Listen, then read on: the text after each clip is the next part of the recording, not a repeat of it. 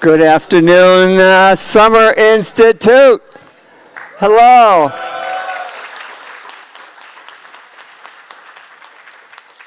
All right, I want to say good afternoon to the people online as well. It's great to see you all here. It is super, super, super, super. And what is the question I'm going to ask? What is BWSI? It is? All right, they're getting better at this. So I am very happy to introduce April K. Mills. She is a for-real nuclear engineer, but has gone on to do many other things. She was actually at Lincoln Laboratory yesterday, also talking about a related subject here, how to be a change agent. But without further introduction, I'm going to let April start talking, and feel free to raise your hand and ask questions. We'll run up for the in-person and mic.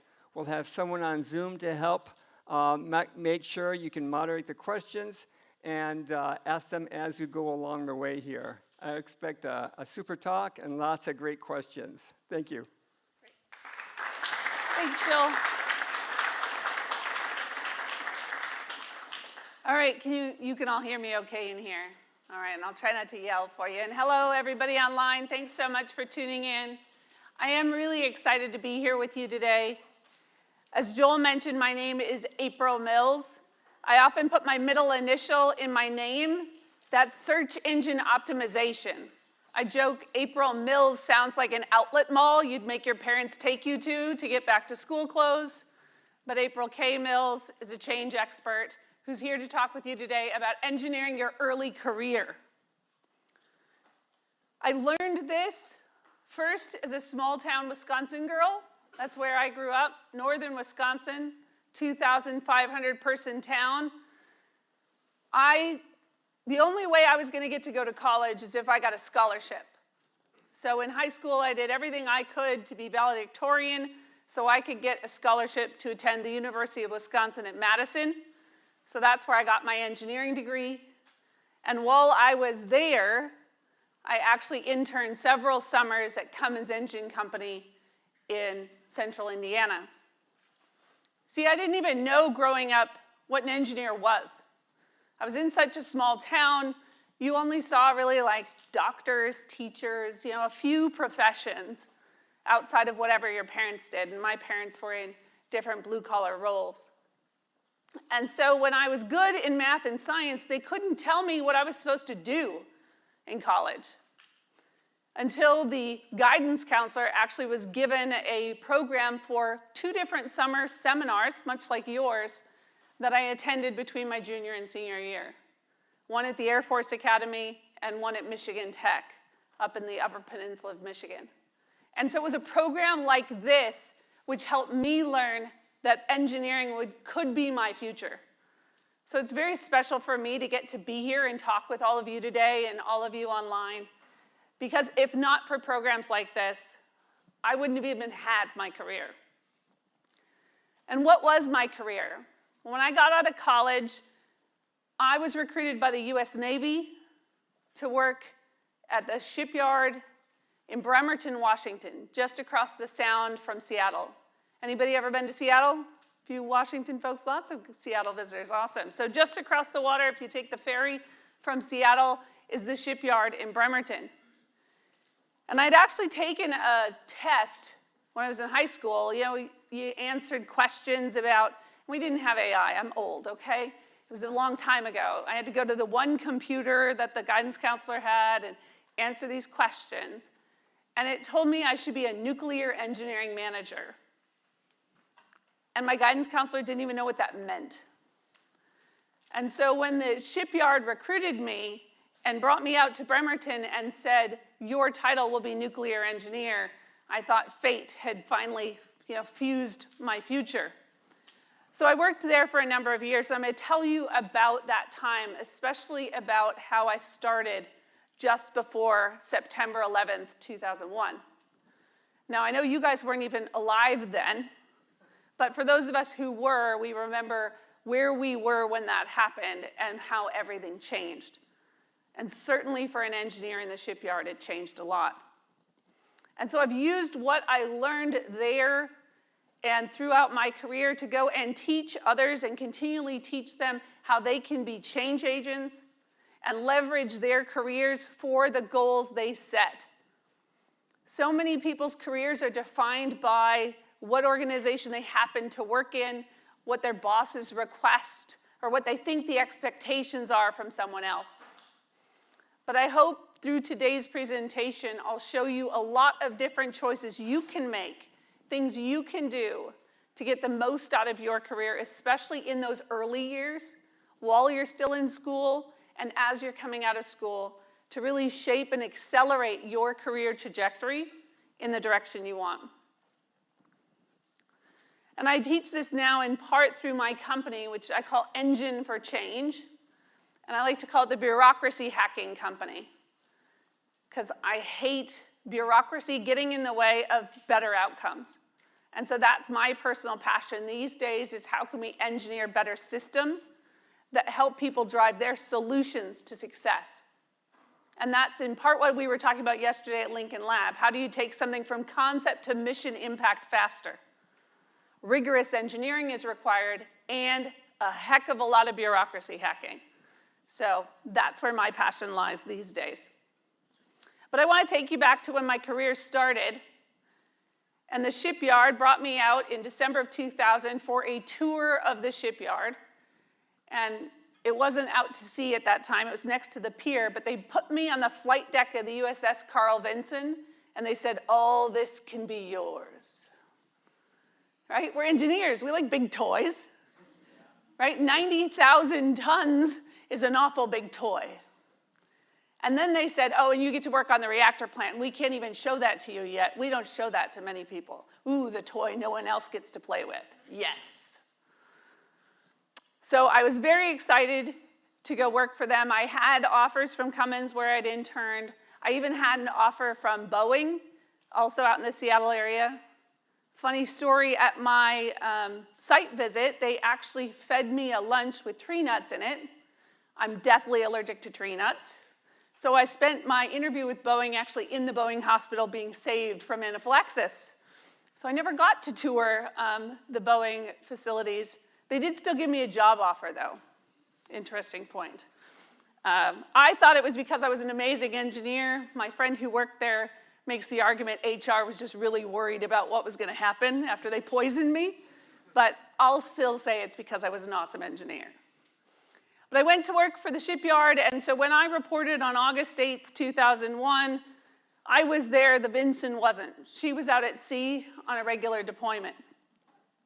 And then we know from history, only 6 weeks later, September 11th happened. So here I'd been recruited to work in a naval shipyard that was nice and stable. There was a consistent workload. This was the years after the Cold War. Everything had sort of drawn down.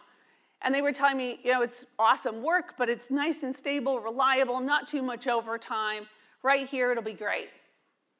6 weeks later, suddenly nobody quite knew what to do with all the work we had. But we couldn't not do it, because if you don't get it done, the president doesn't get his aircraft carrier or his submarine that he needs. And so I watched as everything changed. In January, Vinson returns to the shipyard. She had been out to sea for those 6 months, 111 days supporting what was called Operation Enduring Freedom.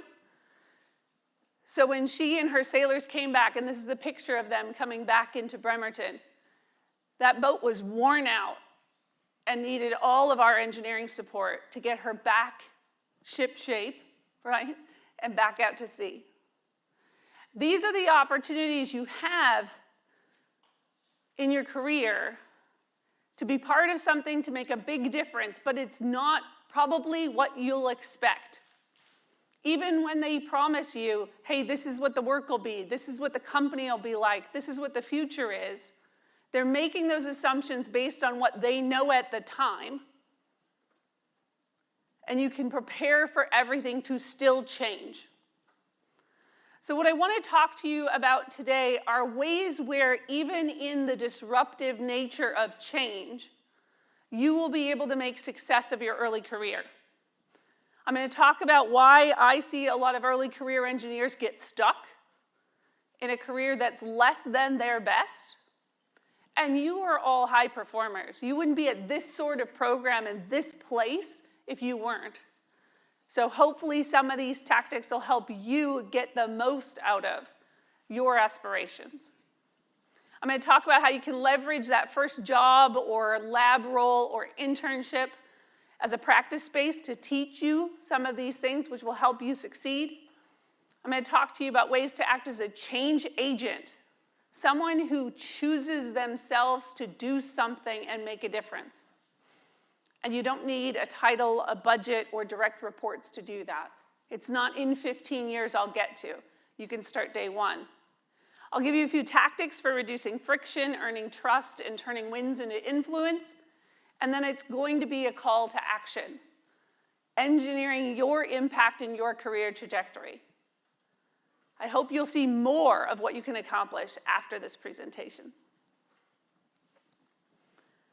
So why do early career engineers get stuck? Simplest thing, they treat it like the next phase of school. You get to your job, your internship, whatever, and you expect somebody's going to tell me what I need to do, what I need to learn, and when I need to learn it. I mean, that's what you've spent most of your lives doing. What's the teacher want? Let me give them that.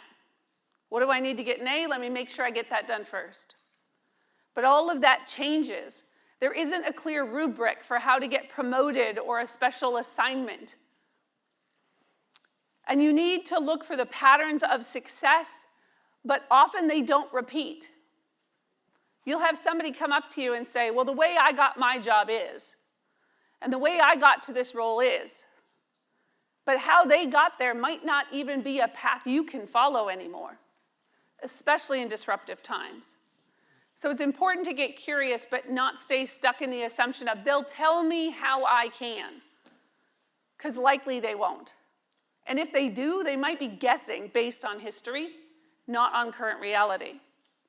And other early career engineers I've seen get stuck, waited to be told what's next, what's important, and what must change.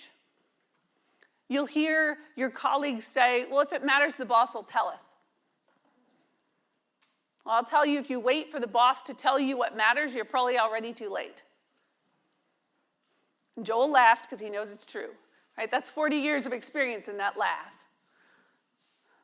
So it's important here to realize your first job, your first early career moments are really nothing like school. In that clear path before you, a clear set of expectations, and if you do this, then you get this thing at the end.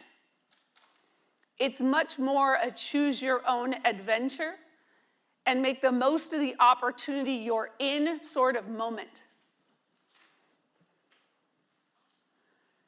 So you can leverage your first opportunities to see the systems that you're in, not just waiting for it to be revealed to you. And I use this illustration, and I had this drawn from my books, because what tends to happen is people line up.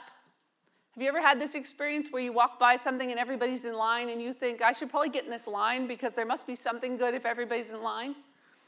Right? Yeah, a few of you are made that, like, oh, they must be giving something away here. Let me get in line.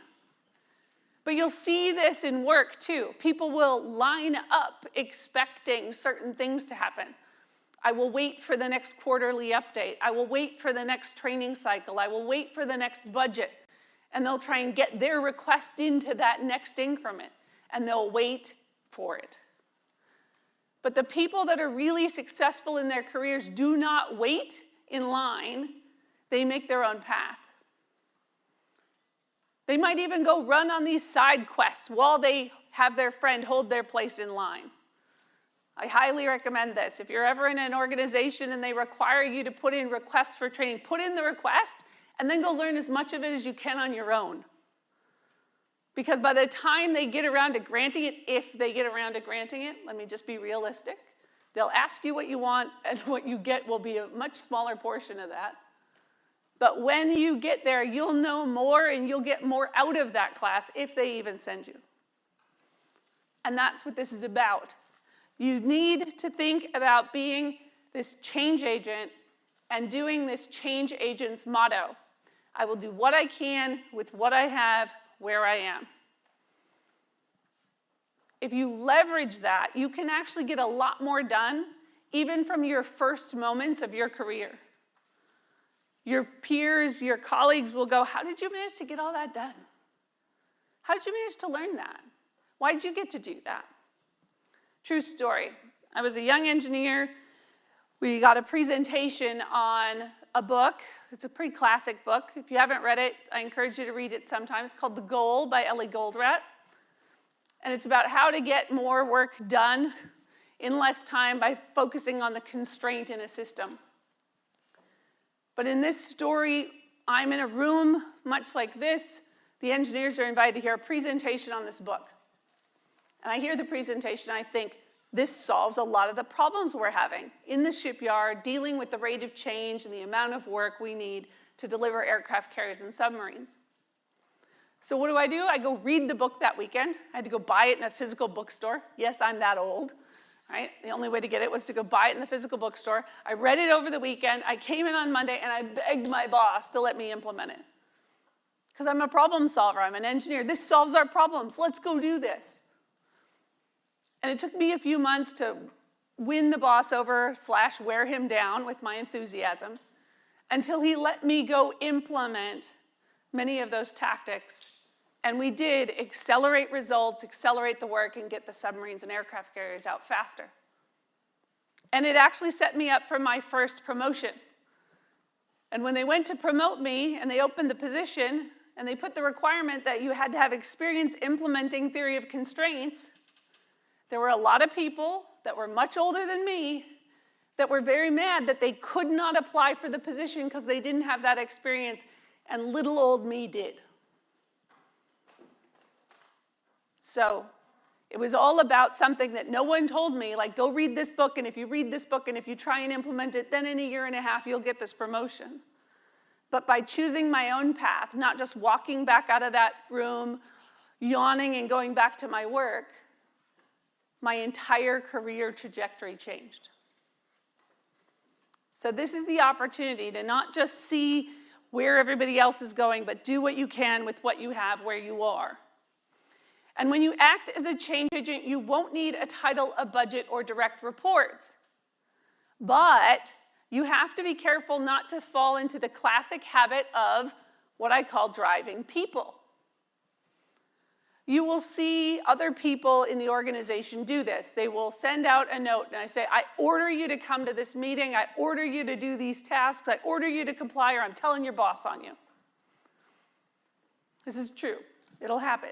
You will become an Outlook zombie if you are not careful. They will just send you mandatory meeting notices and suck up your calendar and put all these expectations on you. And then you'll get your first bit of power, and you'll go, okay, I guess this is what we do. And you'll notice in the illustration, that's me. I did this. I got my first little bit of power, and I sent the mandatory meeting notice to all these senior engineers to come to my meeting and do as I said or else. How do you think that went? The first meeting, they came because they were curious. The second meeting, they came to tell me all the reasons I was wrong. The third meeting, they didn't show up. And I went and told on them to the boss, and the boss said, April, I have bigger things to do. You need to figure this out. So what was I left with? Well, I'm an engineer, and if it doesn't work, I have to figure out why it's not working until it works. Anybody else just need to figure out why it's not working until it works? Yes, that's why you're here. You are my people. That's what we do.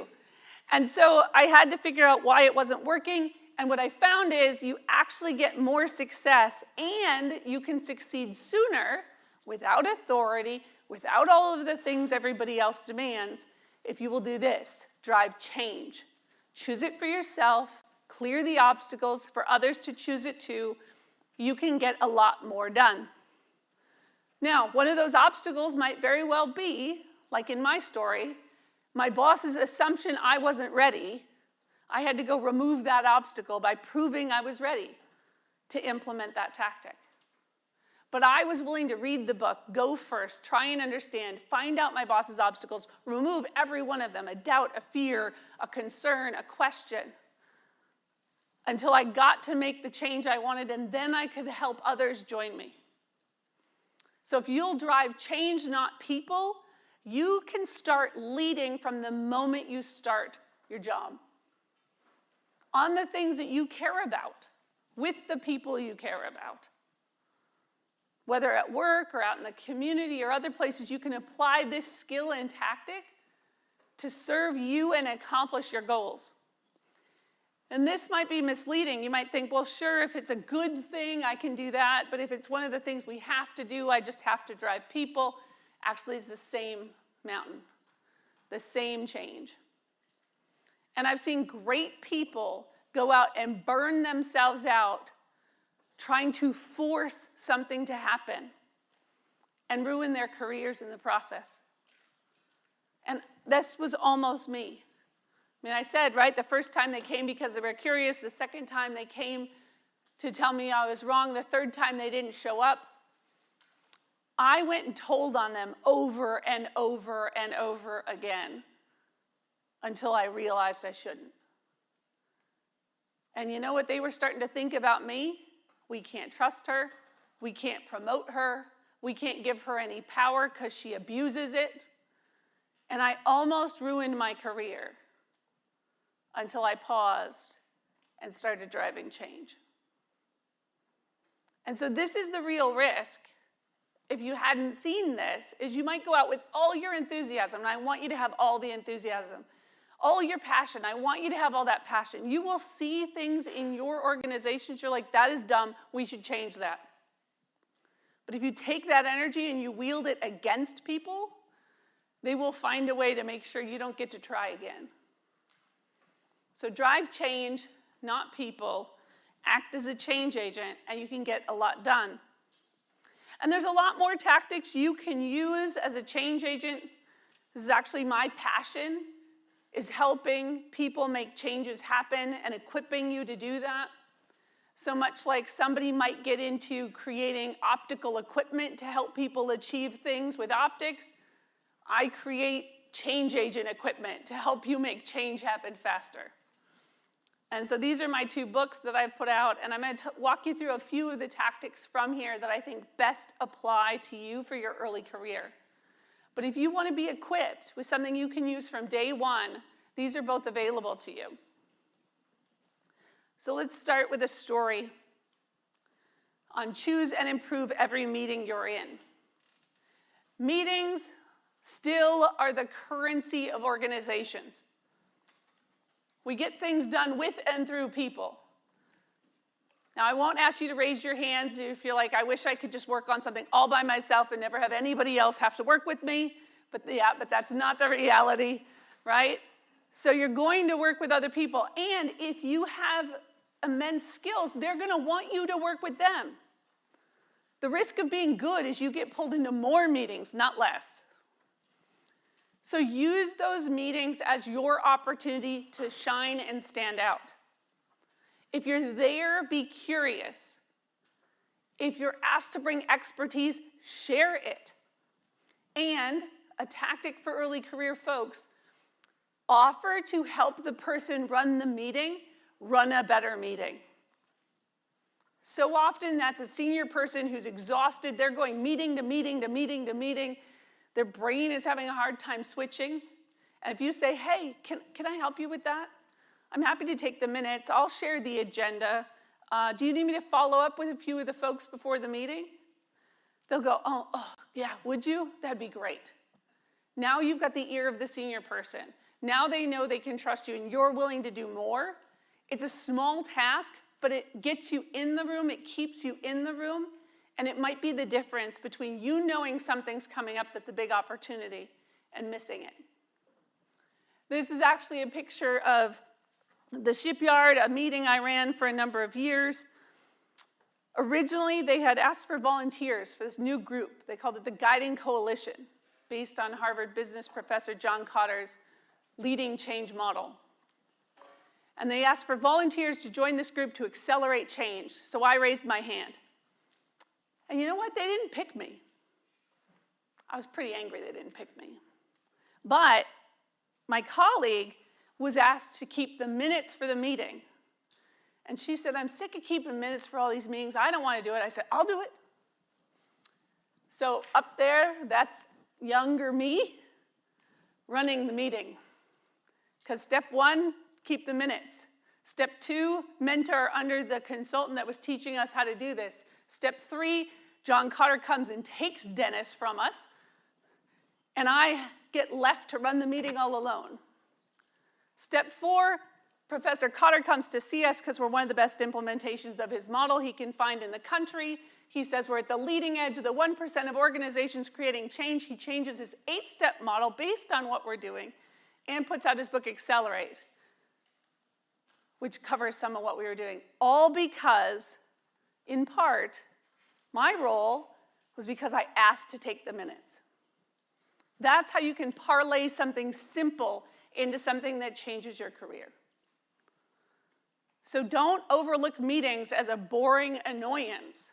See them as an opportunity for connection, demonstration of your skills, and a way to make a real difference.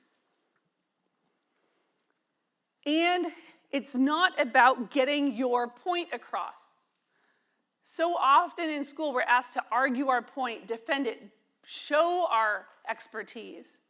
But when you get into your early career, the key is not your expertise versus somebody else's. You're not fighting over an A. It's about what can we get done together. And so one of the key things you can do is help others share their perspective with you and improve your shared perspective together. The people that accelerate their careers do this. They honor what somebody else knows, they seek to understand more, and they lift up both perspectives by joining them to achieve something. Because though we would like to work by ourselves, we don't. And helping everybody rise is a huge opportunity. So your hidden strength is especially in your naive perspective.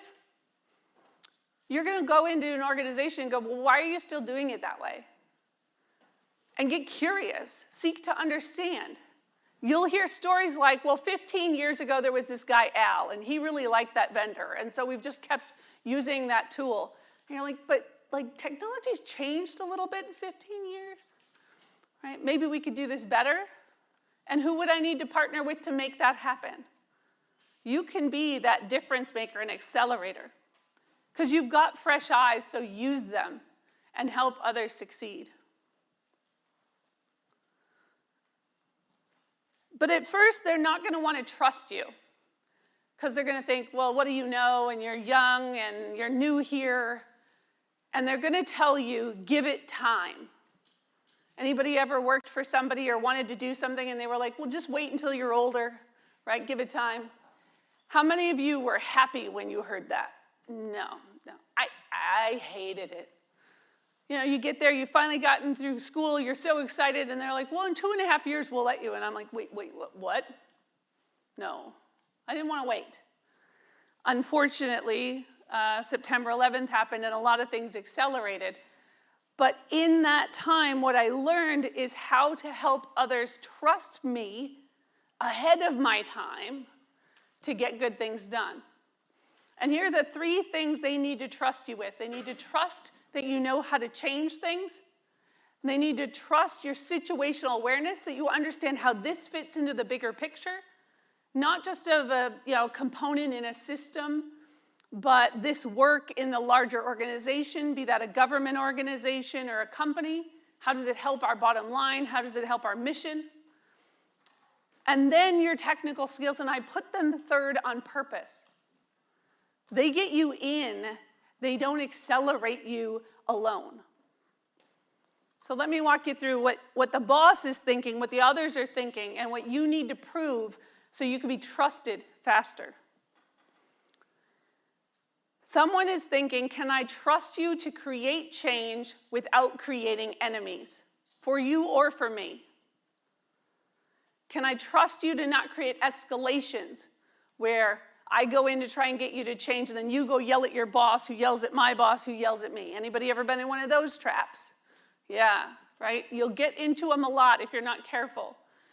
I need to know, can I trust you to not create new risks or new traps for us because you didn't understand something or you were struggling with something? And I need to trust that you're not going to create negative consequences I haven't thought of yet. Now, that's a big responsibility. But if you want to move forward fast, you need to show them that you understand how to create change. It's actually into this space is why I wrote my books. Because so many engineers I met knew how to do the technical. They might understand the business. They had no idea how to make change happen. And at very senior levels, they were ending up squandering years of their careers fighting with people when they could have partnered and had solutions, or being held back by their bosses because the boss couldn't trust them and they didn't know how to earn that trust. So I actually asked Joel if I could give you guys all, this is part of a larger tactic in one of my books. You'll get the excerpt in PDF, so I already sent it. So you'll get an assessment you can use in this with a boss, with the professor in a lab, whoever, to help them trust you more. Second one, situational awareness. Do you know who the key players are? Right? Anybody ever told somebody you can't do that and then found out who you just told they couldn't do that and got in trouble maybe because you told the wrong person, no, you can't come in or you can't do this? That's a classic thing that happens, right? Well, who are you to tell me? Oh, I'm only, the CEO. And it's like, whoops, right? The people who know who the people are can navigate better. Do you know which of the ongoing efforts are important, which larger trends to watch, and where the limits are?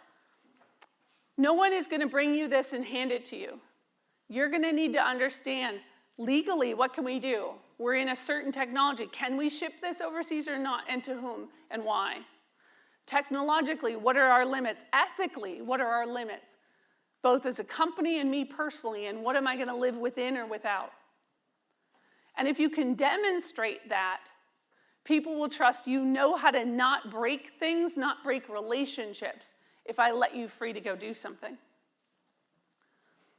And then last, intentionally last for this model, technical. Because we focus on, can I show you I know how to do my job? That's great. That's table stakes. It's not enough. The engineers who accelerate their early career understand who to partner with faster. I'm an expert in this, or I'm trying to be an expert in this, but I need a partner who knows that. And how can I go meet that person, befriend them, start working with them, improve that relationship, because that accelerates my project without adding headcount, without adding extra demands. The more friends you have in other disciplines, the faster you move. And then, are you keeping yourself up to date intentionally, or are you waiting for the boss to say, well, there's a change that came out, now learn it? I think that's one of the single biggest differentiators between the engineers I see rocket to success and those that stagnate. Now, there's even those who get to a success and then they plateau and start to go down because they learned until they got the job and then they stopped learning. And these days, with the rate of change, you cannot stop learning. This is not a compliance journey, it's a mastery journey. And that's what this one encourages you to think of. So if you put all these together and you use Tactic 50, you'll get that from Joel. You can assess yourself. How well am I doing against this? You can let your boss or the professor, whoever's supervising you, assess you. You set what I call an authorization tier. And I've designed it on purpose where when you're at observe and ask, it's like you're in a little box. It's like, don't touch anything. First time I got into a nuclear reactor space and in the control room, the first rule was you don't lean and you don't touch. Because you don't want to lean up against something and accidentally bump into something. And you're not going to touch anything because your fingers, your brain is still not qualified. So you start at observe and ask. What's that? Why is that? How is that happening? What do we do there? You move up to conclude and recommend. Now there's still a barrier around you, but you're seeing outside of it. And the goal is to work up to declare and verify, hey boss, do you mind if I? Oh yeah, sure, go on ahead. All the way up to act and notify. When I was doing this early in my career, I would have people 15 years older than me coming to me and going, why do you get to do all that? It's because I demonstrated these things and they never had. So it's a bit of a hidden secret, but now it's a shared secret opportunity. You can use this to move forward faster, to be trusted by senior leaders sooner, to accomplish things. And so through this, you can turn small wins into real influence. Again, it's not like school. No one's coming around to grade your work. So you need to decide what you're going to celebrate and how you're going to celebrate it, to show yourself progress, to show others your progress. So celebrate your wins weekly. A win might be, I learned I don't know anything about that part of the technology, but now I'm going to start learning it. A win might be, I made a connection with somebody, and now when I have an issue, I have somebody to call, instead of staying stuck or hoping I can find it somewhere in the system. So you're celebrating your wins. You're sharing them with your boss.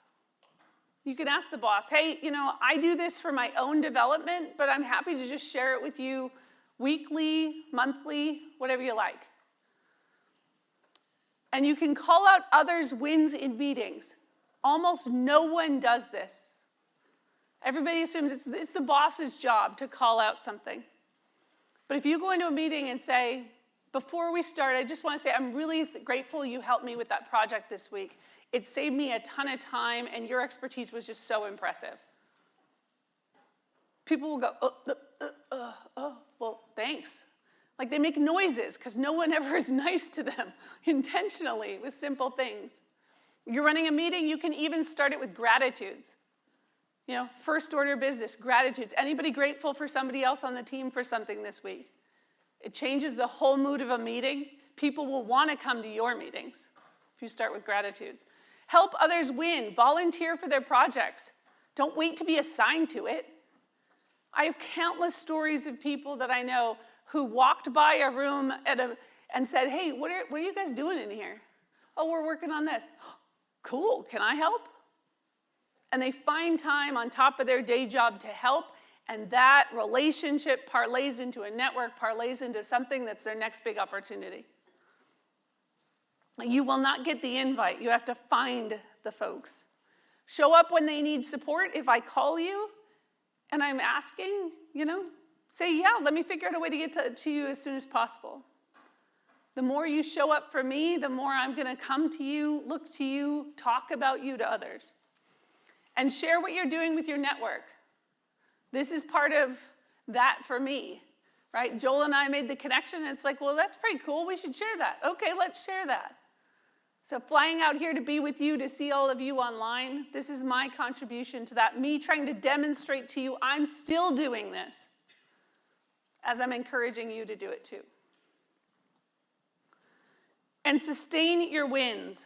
Design for long-term success, not to market done. We were actually talking about this before I started. So many folks will do PowerPoint presentations at work, and they won't put their name on it, and they won't put a date on it. You might as well just mark it like green salad and leave it in the sun. It'll be gone in half an hour, its value. Right? So instead, name your stuff. Put a date on it. Give it some purpose. Do it intentionally. Not just to comply with something, but to say, what could this do? How could this affect things long term? Because then, years later, people will come to you and go, I'm still using that. I'm still doing that. And you'll have your legacy in small measures early in your career and building to bigger and bigger measures. So this is your call to action. And it's pretty simple. Just why not try? Chances are good a lot of the things I've told you today are not things you've heard before.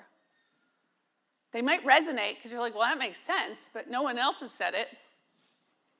So I'm glad I got to be here and share it and say it to you. But I can only do this part. You have to do the next part. I talk to a lot of my clients about things that you can outsource, things that you shouldn't, and things that you can't. You can outsource cleaning a toilet or mowing the lawn. The lawn doesn't say, but April, Saturday mornings are our special time together. You know, somebody can get it done for me. You shouldn't outsource calling your mom, hugging your best friend. Somebody else can do it, but then they have the relationship with them and you don't. And you can't, though as a middle-aged woman I would love to, outsource your sit-ups. I would love it if somebody else could go to the gym for me and I could reap the benefits. But it's the same thing with this.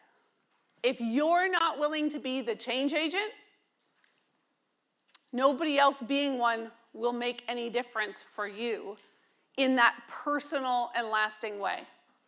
You can ride the wave they created, but when they're gone, the wave is gone. So that's why I'm so excited to be here with you today and talk to all of you online, is you have a chance to create a wave of success, of accomplishments, of change. Whether that's in your job, in your passion, which might be in or outside of your work, or in your community. I've used all of these tactics. I have a son with special needs, and I built, 12 years ago now, a beyond accessible playground for him and his friends. And now in the community there in Bremerton, there's a whole generation of kids who never grew up without a place for them to play. So this is not just about career success, it's also about life success. And you can apply all of this to things that matter to you, to your family, to your future family. And so I encourage you to try. So, the world is waiting for your light, and especially yours. This is a tough program. This is an important place. I joked with Joel 30 years ago, I went to a info session on MIT because it seemed like too far away for somebody in a small town like me to ever get to. I just wanted to be in a room where they talked about it. And it took me 30 years to get here, but I'm very excited to be here with all of you. And I really hope you'll try and be the most amazing change agents, the most amazing engineers. Thank you so much.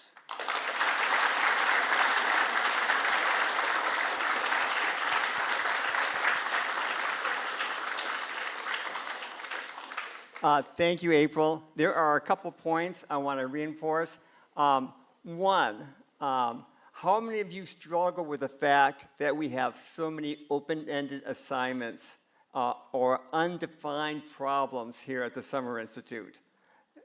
Is that hard to do? It's not a worksheet. It is very open-ended, right? That's exactly what life is like in the real world, what jobs are like, right? You're given a problem, and there are no solution sets, right? And that is one of the things that April talked about. I think it's super that she reinforced that. I wanted to reinforce that point. This is why we do some of the things we do at the Summer Institute.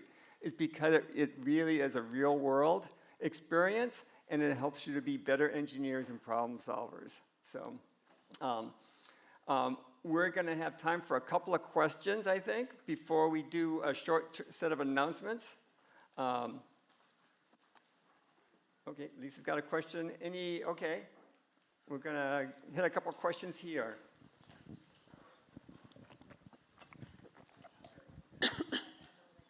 First of all, thank you so much for your speech. That was really, really inspirational and motivating. I was wondering, what were your what were you fueled by when you were writing your books? What were your inspirations? What were your motivations? How did you keep yourself motivated? So what was my motivation? Well, originally when I was graduating from high school and in high school, my motivation was to do as well as I could so I could leave my small town. I'll just be honest. A 2,500 person town was a little too small for me. After that, it was really about what I could see that I could produce with these skills I was learning. Right? Engineering's about taking the world as it is, the physics as it is, what we understand, and getting it to do what you want consistently. That's so exciting and so powerful, and it makes such a difference. There was a study years ago where it said, the most trusted professions, the top one was engineers. And I think that's because people know we take what we do seriously. And so that's always fueled me. The mission purpose, the naval shipyard piece was exciting even before we had the challenges of September 11th to tackle. I worked for Intel for 10 years. What motivated me there was to help the company that set the clock of compute for the world for decades to continue to perform. And they've been through some challenges, but they built the foundation that we're still accelerating from now. And now today, what fuels me is helping so many more people find these tactics which have made the difference for me in my career, so that it saves you years of frustration or those false starts. And so that's what motivates and fuels me. And then family, of course. And Thank you. yes. Yeah, so how did you overcome the situation where the people you led seemed to like dislike you? Well, yeah. So the reality of a lot of it is a lot of times they dislike you because they don't understand what you're trying to do. And if you're driving people, you're also being awful to them. So it makes sense. Like all the people that disliked me when I was ordering them and telling on them, totally fair to dislike me. I actually went and apologized to them later and said, I'm sorry, I was so awful. I did what everybody else was doing, but I personally apologize. And then sometimes you just get people who don't understand, and they're afraid, and they react. And so what I tell folks is to just put up what I call a change buffer. If anybody know stories about Richard Feynman? Some physics folks, yeah. Feynman said, one of his books is, What Do You Care What Other People Think? Here he was, this leading physicist, and people were challenging him. And people were like, why do you keep speaking out? The leading light in the field, and people are attacking him. And he's like, it's about the physics. It's not about people's opinions of me. So sometimes you have to just be confident. Other times you have your friend and you call them. And then it's like, it was a bad day. And they're like, yeah, that's all right. Keep at it, buddy. Let's go get a coffee. Let's go get whatever. Right? And other times you just say, this is a season. And so there's lots of tactics you can use.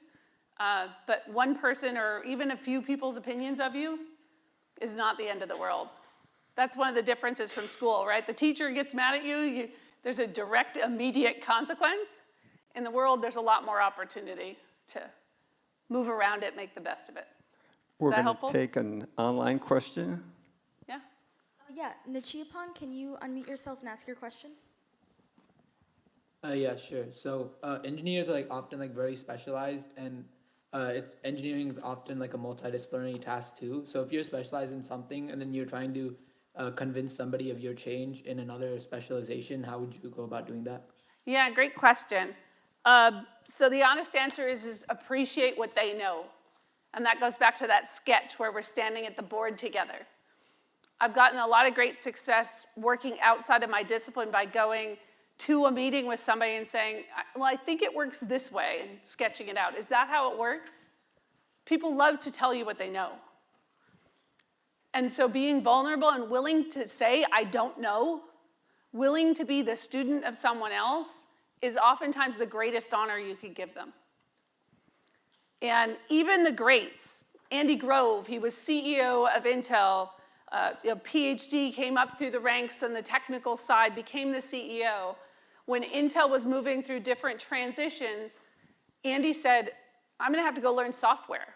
He didn't understand software. He was a hardware guy. And so he went and studied under his junior people who were software experts as the CEO of the company. So if somebody like that can show humility to learn from others, you can too. And if you do that, it'll draw a lot of people towards you. I think we'll take one more online question, and then we have to keep moving along. Yep. Sorry. Sriram, can you unmute and ask your question? Yeah. So first off, thank you so much for the fantastic seminar. The insights on inspiring change was incredibly motivational. So I was especially curious about what you were talking about, doing the most of what you can with what you have and where you are.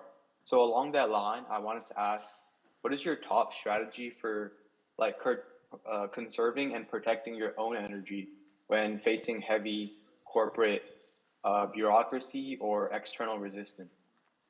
Great question. So I use an energy metaphor for this. When you're driving people, whether it's you doing it or you're doing it to others, you can think of that like a coal power plant. You're shoveling yourself in there and you're burning you and them up. And some of you, maybe it's what you're targeting, you'll know they're not very efficient. There's a lot of waste in a coal plant.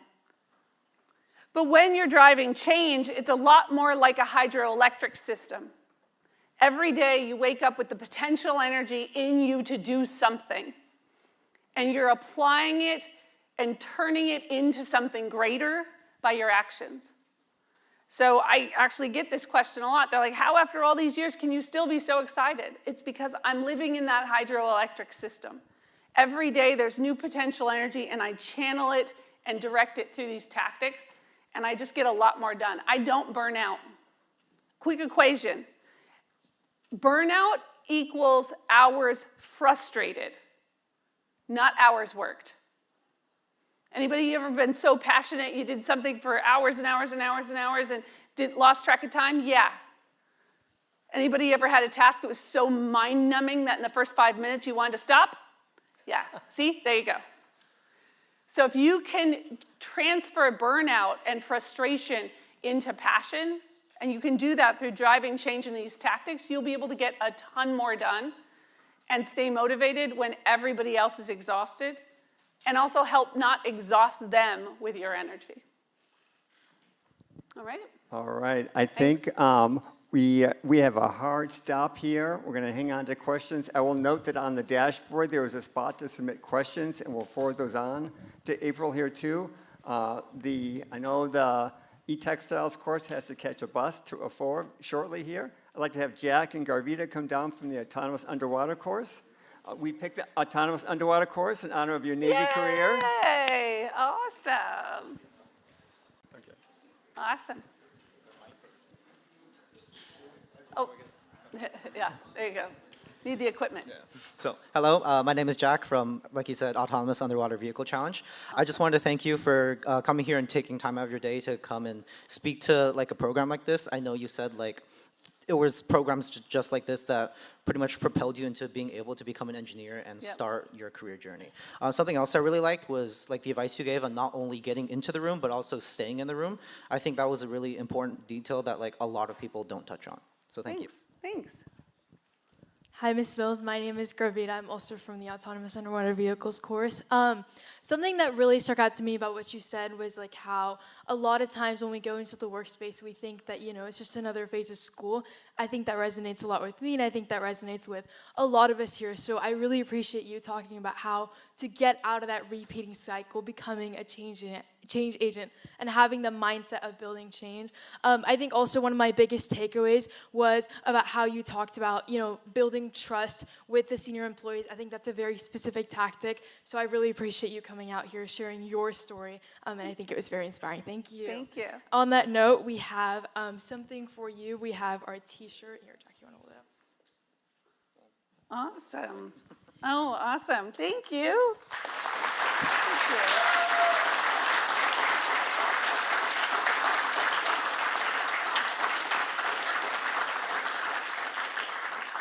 Thank you. Thanks so much. Pleasure to meet you.